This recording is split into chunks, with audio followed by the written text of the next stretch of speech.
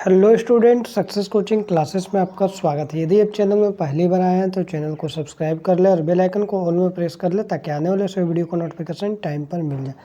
आज हम डिस्कस करने वाले हैं जेक बोर्ड परीक्षा 2024 क्लास 10th के लिए जो आपका सामाजिक विज्ञान का मोस्ट इंपॉर्टेंट सब्जेक्टिव प्रश्न है, जो टॉप वायरल प्रश्न है, मोस्ट रिपीटेड क्वेश्चन, वो हम आपको डिस्कस करने वाले हैं इस वीडियो में। चलिए देखते हैं। चैप्टर का नाम आपका मुद्रा और साख का इकोनॉमिक्स का चैप्टर लिए हैं। चलिए देखते हैं। अति लघु एवं लघु उत्तरीय प्रश्न को हम लोग देखते हैं। सबसे पहले देखेंगे वस्तु विनिमय प्रणाली से आप क्या समझते हैं। तो वह प्रणाली जिसमें मुद्रा का उपयोग किए बिना, मुद्रा का इसमें प्रयोग, मनी का प्रयोग नहीं करना है, अपनी आवश्यकताओं की वस्तुओं की पूर्ति वस्तुओं के विनिमय के माध्यम से करते हैं। हमारा जो ज़रूरत है किसी वस्तु का, तो हम लोग क्या करते हैं, एक्सचेंज करके करते हैं। वस्तु विनिमय प्रणाली के नाम से जानी जाती है। यह प्रणाली उस समय प्रचलित थी जब मुद्रा का प्रचलन नहीं था। जैसे मान लीजिए हमारे पास चीनी है, किसी के पास चावल है, तो हमको चावल चाहिए तो इसके पास चले गए, इसको चीनी चाहिए तो मेरे पास चला गया। तो एक दूसरे से जो लेन देन करते थे उसी को हम लोग क्या बोलते हैं, वस्तु विनिमय प्रणाली बोलते हैं। तो जब मुद्रा नहीं था तो वस्तु विनिमय प्रणाली था। जब वस्तु विनिमय प्रणाली था तो उसका क्या क्या कठिनाई था या दोष था, चलिए हम लोग देखते हैं। सबसे पहले आवश्यकताओं के दोहरे संयोग की कमी, ये इसमें क्या था, कठिनाई था। दूसरा पॉइंट लिखेंगे मूल्य के मापन में कमी, समान माप में कमी। तीसरा पॉइंट स्थगित भुगतान के मानक में कमी। और चौथा पॉइंट मूल संचय की कमी। ये चार कठिनाई बोलिए या कमी बोलिए, आपको यदि वस्तु विनिमय प्रणाली का आ रहा है तो आप लिखिएगा, आपको पूरा मार्क्स मिल जाएगा। आगे देखिए, मुद्रा आवश्यकताओं के दोहरे संयोग की समस्याओं को आप किस प्रकार सुलझाइएगा। तो हम बोलेंगे ना, मुद्रा के प्रयोग से भैया मनी का आएगा ना तो अपने आप सुलझ जाएगा। तो मुद्रा के प्रयोग से आवश्यकताओं के दोहरे संयोग की समस्या नहीं होती है। अगर किसी व्यक्ति के पास गेहूं है तो वो क्या करेगा भैया, उसको बेच देगा गेहूं का, मुद्रा प्राप्त कर लेगा, मनी प्राप्त कर लेगा, और वो अपनी आवश्यकताओं की अन्य कोई भी वस्तु कहीं से भी खरीद सकता है, उसमें कोई भी उसको झंझट नहीं होगा। चलिए हम लोग देखते हैं मुद्रा के प्रयोग के दो तरीके, ये ढंग बताइए। तो हम लोग पहला बोल सकते हैं विनिमय बोल सकते हैं, और दूसरा बोल सकते हैं मूल्य संचय हम लोग बोल सकते हैं। मुद्रा के आधुनिक रूप कौन से हैं। मुद्रा का आधुनिक रूप हम लोग बोल सकते हैं करेंसी, नोट या सिक्का बोल सकते हैं, या बैंक में निक्षेप अथवा जमा हम लोग बोल सकते हैं। आगे देखिए, औपचारिक ऋण क्या है। तो औपचारिक प्रक्रियाओं को पूरा कर बैंक या सहकारी संगठन से हम लोग लोन लेते हैं, ऋण लेते हैं, उसी को हम लोग औपचारिक ऋण कहते हैं।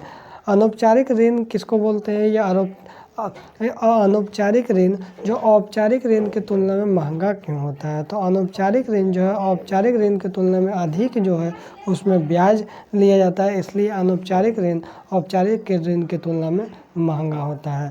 अनौपचारिक क्षेत्र का ऋण का नियंत्रण कौन करता है। तो यहाँ अनौपचारिक बोल दिए। औपचारिक क्षेत्र जो है उसका ऋण का नियंत्रण कौन करता है। तो औपचारिक क्षेत्र ऋण का नियंत्रण RBI द्वारा किया जाता है।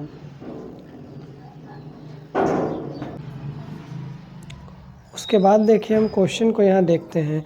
ये आपका VVI क्वेश्चन है और आपका लॉन्ग क्वेश्चन में आता है। साख के प्रमुख स्रोतों का उल्लेख करें। ऋण के औपचारिक तथा अनौपचारिक स्रोत में क्या अंतर है। या तो हमारे एग्जाम में क्वेश्चन ये पूछ सकता है, ऋण के औपचारिक तथा अनौपचारिक क्षेत्र ऋण से आप क्या समझते हैं। तो हम उत्तर में क्या लिखेंगे, तो लिखेंगे ऋण के प्रमुख स्रोत है एक औपचारिक, एक फॉर्मल जो हम लोग बैंक से लेते हैं, और एक जो अगल बगल हम लोग साहूकार से या बिजनेसमैन से लेते हैं अनौपचारिक हो जाता है। बैंक तथा सरकारी समितियों द्वारा लिए गए ऋण को हम लोग क्या बोलते हैं, हम लोग औपचारिक ऋण हम लोग कहते हैं। तथा साहूकार और व्यापारी और मालिक रिश्तेदार से यदि हम लोग लोन लेते हैं, ऋण लेते हैं, उसको हम लोग अनौपचारिक ऋण से नाम से जाना जाता है। औपचारिक ऋणदाता कर्जदार से समर्थक ऋणधार की मांग करते हैं, जबकि अनौपचारिक ऋण में किसी प्रकार का समर्थक ऋणधार की आवश्यकता नहीं पड़ती है। आगे क्या बोल रहा है, औपचारिक ऋणदाता एक निश्चित तथा निम्न ब्याज दर पर ऋण देते हैं, जबकि अनौपचारिक जो ऋणदाता मनमानी जितना मन करेगा उच्च ब्याज दर पर ऋण लेते हैं। क्योंकि देखिए औपचारिक मतलब भैया बैंकिंग सिस्टम होता है, लेकिन इसमें कोई बैंकिंग सिस्टम नहीं होता अनौपचारिक में। आगे देखिए बोला औपचारिक ऋण देने वाले संस्थाओं एवं का कंट्रोल जो होता है ना, अधीक्षण reserve bank of India RBI के द्वारा नज़र रखा जाता है। जो आप किसी से ज़्यादा इंटरेस्ट नहीं ले रहे हैं, लेकिन जबकि अनौपचारिक क्षेत्र में क्या होता है, ऋणदाताओं को गतिविधियों में कोई देख रेख के लिए कोई संस्था थोड़ी बनाया गया है, खुद से पैसा दिया। और औपचारिक ऋण सरकार सरकार बोल रहे हैं औपचारिक ऋण आकार में बड़ा होता है जबकि अनौपचारिक ऋण क्या होता है, छोटा होता है। ये हमारा मोस्ट इम्पोर्टेंट क्वेश्चन हम लोग डिस्कस कर चुके हैं। उसके बाद हमारा नेक्स्ट क्वेश्चन एग्जाम के लिए इम्पोर्टेंट क्या है, तो बोल रहा हमारे जो भारत देश में ऋण के औपचारिक स्रोत को बढ़ावा देने की क्यों ज़रूरत है। देखिए औपचारिक स्रोत को बढ़ावा दीजिएगा तो हर लोग जो छोटा जो मीडियम फैमिली हो वो अपने ज़रूरत को पूरा कर सकता है लोन लेकर, क्योंकि अनौपचारिक यदि स्रोत से लोन लेगा तो उसको ज़्यादा से ज़्यादा यदि ब्याज ले लेगा तो फिर चुका नहीं पाएगा, जिसका कारण क्या है, हमारे भारत में ऋण के औपचारिक स्रोत को बढ़ावा देने की ज़्यादा से ज़्यादा कृपा करना चाहिए। तो बोला निम्नलिखित कारणों से हमें भारत में ऋण के औपचारिक स्रोतों को बढ़ावा देने की ज़रूरत है। पहला कारण चलिए देखते हैं। औपचारिक स्रोतों से मिलने वाला ऋण जो होता है अनौपचारिक स्रोतों से मिलने वाले ऋण की अपेक्षा सस्ता होता है, इसलिए हम लोग क्या चाहते हैं, जो भारत में औपचारिक ऋण कम ज़्यादा से ज़्यादा हम लोगों को मिल सके, क्योंकि इसमें ब्याज दर सस्ता होता है, इस पर कम दर से ब्याज लगाई जाती है। इसके कारण हम लोग बोलते हैं आर्थिक रूप से कमज़ोर लोगों को औपचारिक स्रोतों से ऋण दिया जाता है। जो कमज़ोर लोगों को होता है औपचारिक स्रोतों से ऋण मिलने पर उनकी आय बढ़ेगी, और जब उनकी आय बढ़ेगी तो बहुत से लोग अपनी विभिन्न ज़रूरतों के लिए सस्ता कर्ज ले सकेंगे। तीसरा, देश में विकास के दृष्टिकोण से भी सस्ता लोन जरूरी है, सामर्थ्य के अनुकूल कर्ज भी जरूरी है। आगे देखिए, औपचारिक स्रोतों से दिए गए ऋणों का पर्याप्त लेखा जोखा रखा जाता है, जिससे कर्ज लेने वाले बेवजह परेशान नहीं होता है, जो आपको कितना तक पेमेंट किए कितना बाकी है। औपचारिक स्रोतों पर ब्याज दर पूरे देश के लिए एक समान होता है, इससे यह ऋण सभी लोगों के लिए प्राप्त होता है। मैंने ऐसा नहीं है जो हमारा देश में या फिर एक देश में किसी का ज़्यादा ऋण लेगा और किसी को कम लेगा, सभी के लिए बराबर है। अब देखिए, ये हमारा मोस्ट इम्पॉर्टेंट क्वेश्चन आ गया है, वस्तु विनिमय प्रणाली के लिए क्या क्या कठिनाई है। चलिए डिटेल में देखते हैं। तो पहला, वस्तुओं और सेवाओं का मूल्यवान की इकाई का अभाव, ये भी आपको सब्जेक्ट में पूछता है। तो लिखेंगे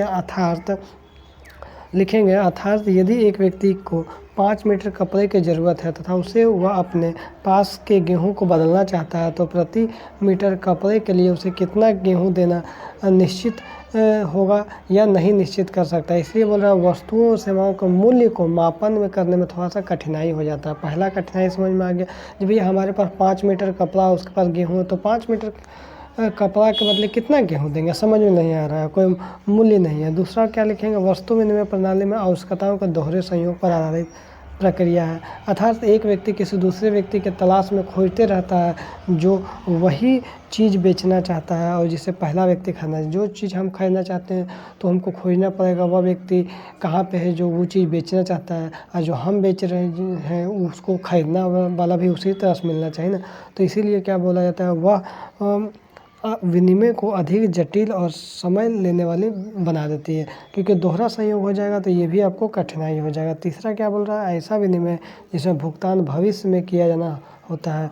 वस्तु विनिमय प्रणाली में गंभीर दोष को व्यक्त करता है कि भविष्य में दी जाने वाली वस्तु के मूल्य मान में उतार चढ़ाव के जोखिम बना रहता है, जिससे किसी एक पक्ष को हानि होने की संभावना बनी रहती है।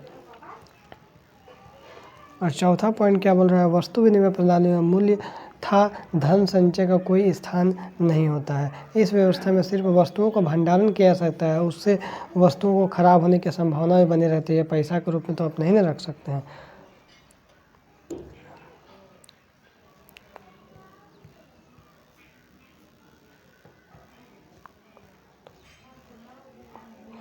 आगे क्वेश्चन देखिए, मानव को एक छोटा व्यवसाय करने के लिए ऋण की ज़रूरत है। मानव किस आधार पर यह निश्चित करेगा कि यह ऋण बैंक से लेना चाहिए या साहूकार से। यदि हमको कोई छोटा मोटा बिजनेस करना है तो हम कैसे डिसाइड करेंगे कि बैंक से लोन लें या फिर साहूकार से।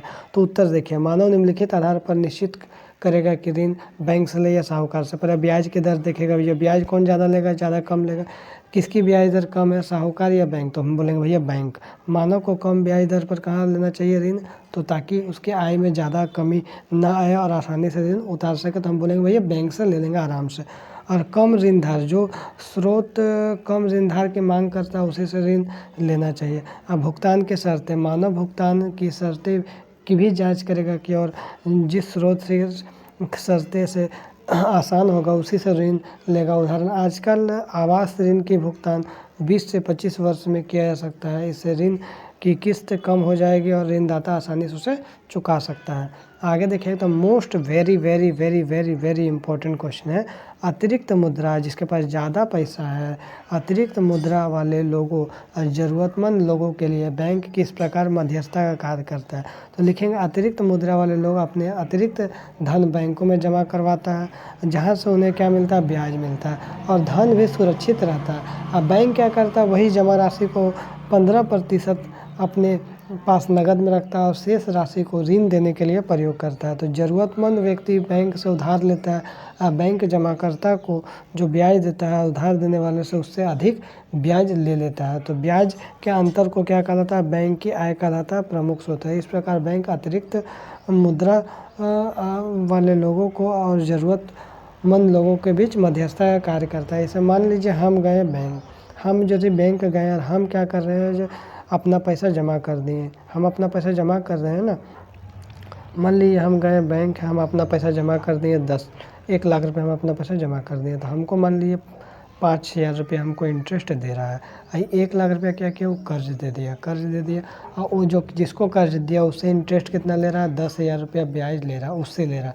तो इसका दोनों का अंतर हुआ, क्या हो गया, बैंक का इनकम हो गया, 5,000 हमको दे देगा ब्याज, क्योंकि हम पैसा जमा किए हैं, और जो कर्ज लिया वो उसको बैंक को इंटरेस्ट दे 10,000, तो 5,000 क्या हो गया, बैंक का फ़ायदा होगा। तो यदि आपको वीडियो अच्छा लगे तो लाइक करिएगा, शेयर करिएगा, अगर चैनल में नए हैं तो चैनल को सब्सक्राइब जरूर करिएगा। फिर मिलते हैं नेक्स्ट वीडियो में। Thank you so much.